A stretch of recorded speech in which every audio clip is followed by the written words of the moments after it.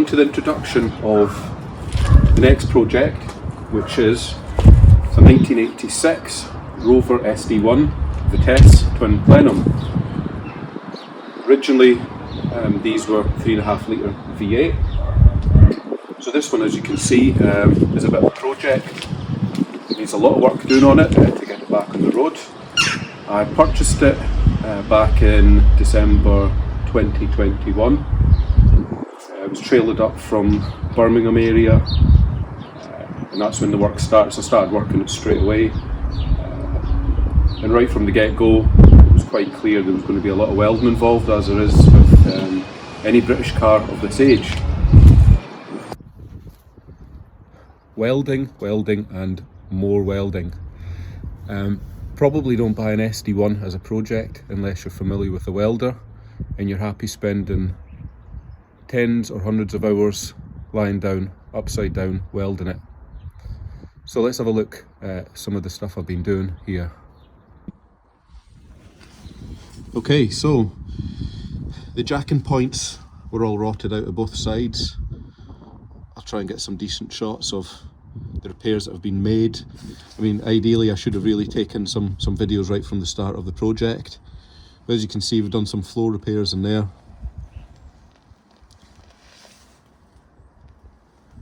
The actual jacking points, I just made them up myself, fabricated those.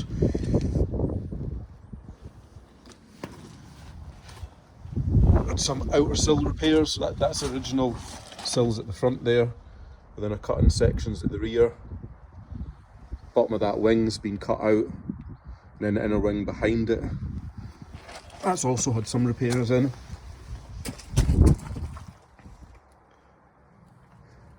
That inner arch wasn't too bad. There's a little plate there in the bottom corner. So moving round to the rear. The rear arches, or the rear of the car, I think, has probably fared a little bit worse than the rest. So, like I was saying earlier, I've cut in repair section there on the sill, on the outer sill. The rear arches, I've had an outer skin at some point in their life, probably 20 years ago. We'll look at those when the car's actually in getting paint work. I've done repairs on the inner arches. You can't really make out because they're now painted. Some repairs at the top there, just where the filler neck is, and around the back. The same here, these sections. I've cut in new sections here. The boot floor, similar story. There were several holes there. There was plates that had been poorly welded in before, so I've cut them all out now, replaced them.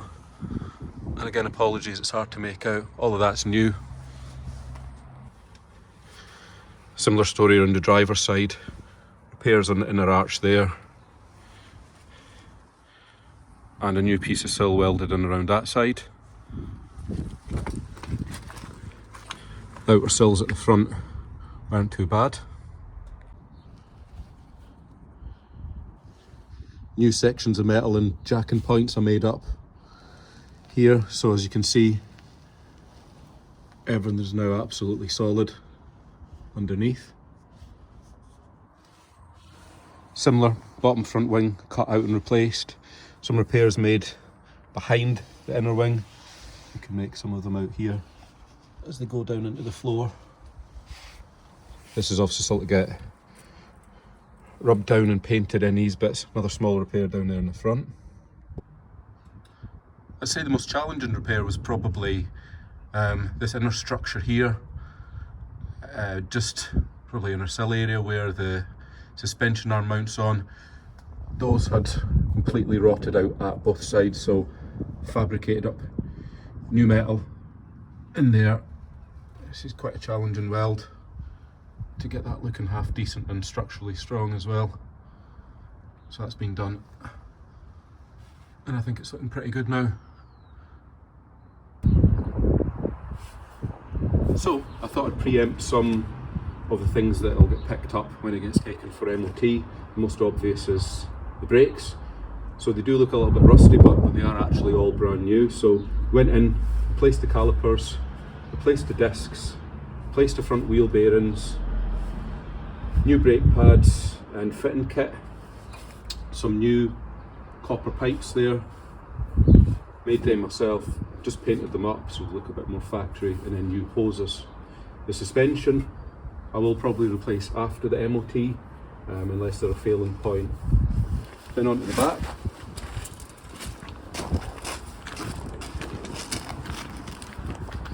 Similar story on the back, stripped the drums down, replaced the shoes, replaced the cylinder and the springs and fitting kit. Handbrake cable was also replaced, that was seized solid. Probably won't be able to make out from there, but I've done the copper brake lines that run along the back of the axle. Similar thing, left the springs and the shocks, but I'll probably replace them in due course. So I guess while we're at this end of the car, another thing I've had some issues with is the fuel tank. Firstly, the sender unit, so that didn't work, so I sourced a brand new sender unit, fitted that, put the tank back in, put some petrol in it, and then it started to leak. So there was a couple of holes round in the bottom. I think a couple of spot welds had broke, so I had that welded, refitted it, and so far so good. Bodywork, so yeah, there's no denying it's definitely a project car and it's going to need a lot of work. So wings here, the plan is for these wings, I do have some replacement sections. I'm going to cut in a new lip around the arch there, take it up to about there, weld that in. The rest of the wing's reasonably sound. Passenger's door isn't too bad, a few little dents. I'll get sorted out at the body shop. Same with that door. We'll get some stone chip put in along that sill there, and that's finished off. The arch, hopefully in the body shop, that can get resolved without having to replace it.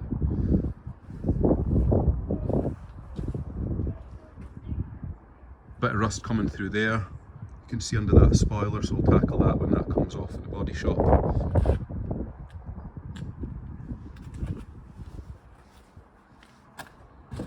This side's pretty much the same.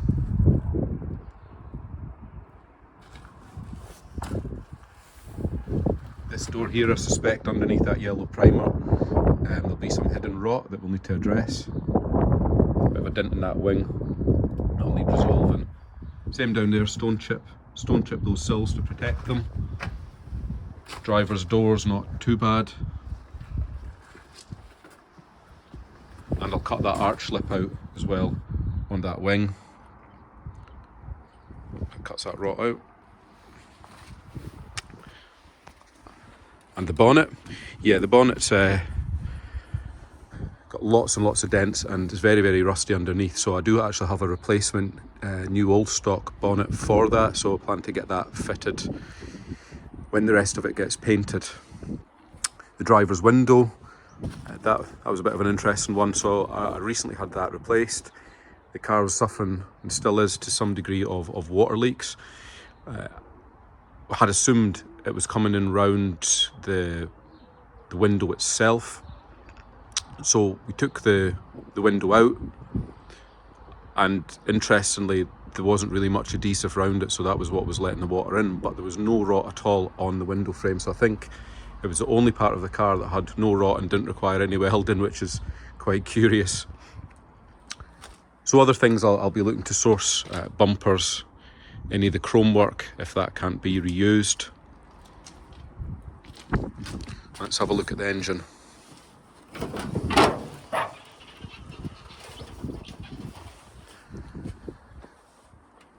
So 3.5 litre V8. From what I gather, this isn't the original block, that was changed out probably 20 odd years ago.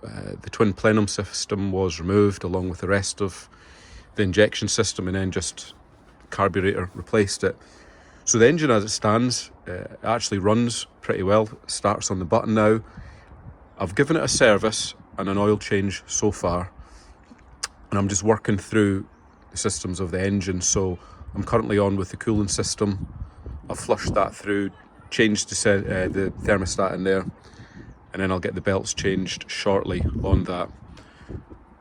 So I think moving forward, you know, I would like to reinstate that twin plenum system. I do have a twin plenum for it, and the Y piece on the induction system, so it would really just be the inlet manifold, injectors, ECU and some wiring and a fuel pump to reinstate that, and probably a lot of headaches along the way. You can just see down the back there I replaced the brake cylinder and also the servo. The servo was quite badly rusted, and the brake cylinder I just wanted to replace as a matter of safety. There was quite a bit of welding, which you probably can't see. We'll have a go on the bulkhead here, just behind where the brake cylinder is. Yeah, you can't really see it. So in there, yeah, I've plated that and reinforced that where the clutch cylinder goes through.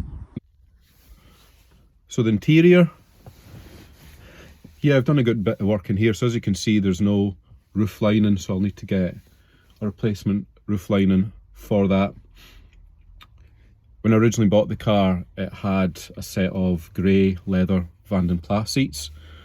It also came mostly with the correct VITESSE interior, so I was missing a back seat base, so I managed to get one of those through an owner's page, which was great. So the seats and things interior still all to get cleaned up.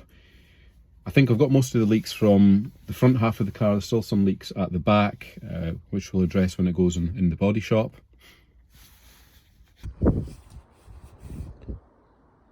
So yeah, the seats aren't in too bad condition. Certainly by no means perfect. Definitely need a good clean.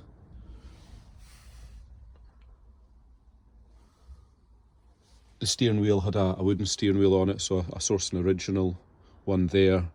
Again, needs a good bit of cleaning up on it. I'm working through the electrical systems as well to see what is and is not working. Oil pressure gauge, for example, doesn't work, but we do have good oil pressure. Fuel gauge now works, temperature gauge works. We worked our way through most of the lighting system. And next on the list is wipers. We need to have a look, see what's going on with them. All the wood in the car will need some TLC, some kind of refurbishment when the time comes. So love the dashboards in these, really nice retro style.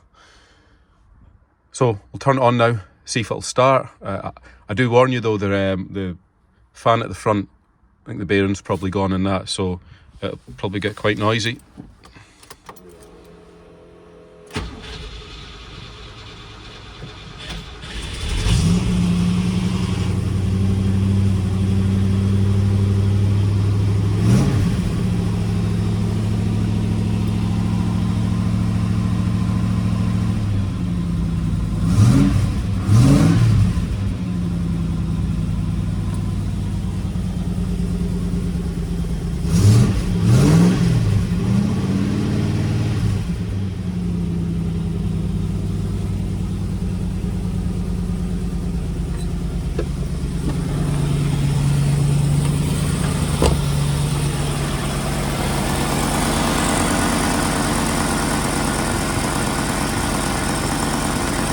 So it runs pretty well from a cold start, consider it's on a carb.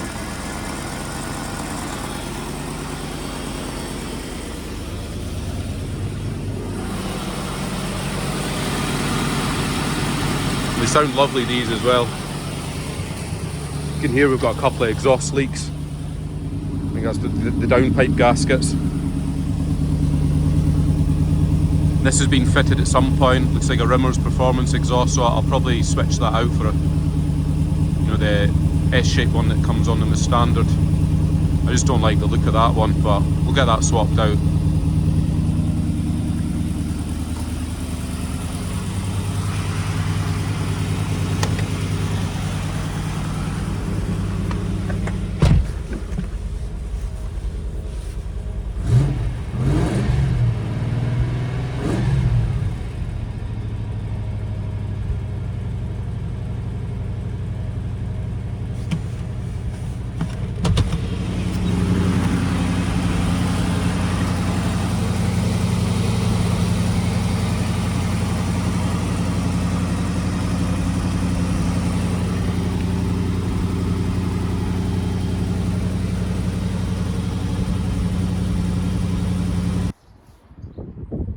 guess the obvious question is why did you buy it? For what reason? So it was a project. I love old project cars. I can weld, so it's not too big a deal if it needs some metal working. I'd sold another one of my cars last year, so it freed up a little bit of money and space. So this is one I've always wanted to own, an SD1, and I think if you're going to own one, it has to be the V8 really. The twin plenum ones, certainly, they're making good money at the moment. They're going up in value, so I think it's worth persevering with and getting it finished off.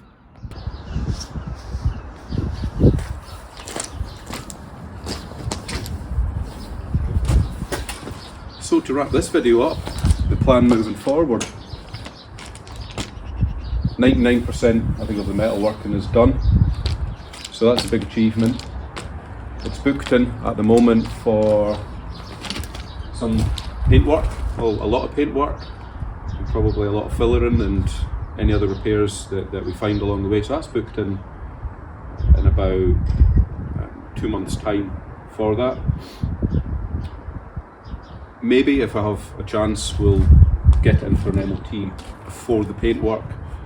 We'll get the trailer down, see what it's going to need mechanically. Might not be too much.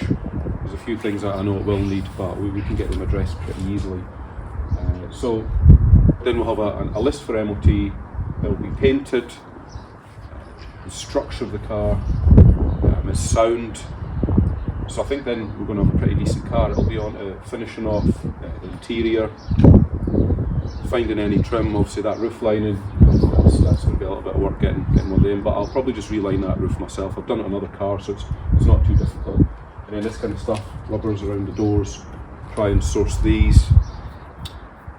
I'd like then, after it is MOT'd and it's painted, just to run it for maybe a year or so, enjoy it, maybe get some content on it. But further down the line, I think I'm definitely going to reinstate the fuel injection system. It might be a bit of a headache doing it. It'll probably be a bit of a headache getting it set up and getting it running right. I know a lot of people do take the twin plenum setup off because they don't run. A previous owner did get in touch with me and said that they couldn't get it running right after they'd done an engine swap. So that explains why it has the Weber carb on it. But I think in terms of originality and value, I think it would definitely be worthwhile reinstating that maybe as a bit of a winter project at the end of this year.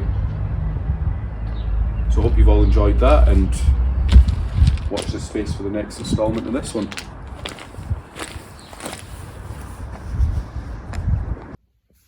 If you like, please subscribe.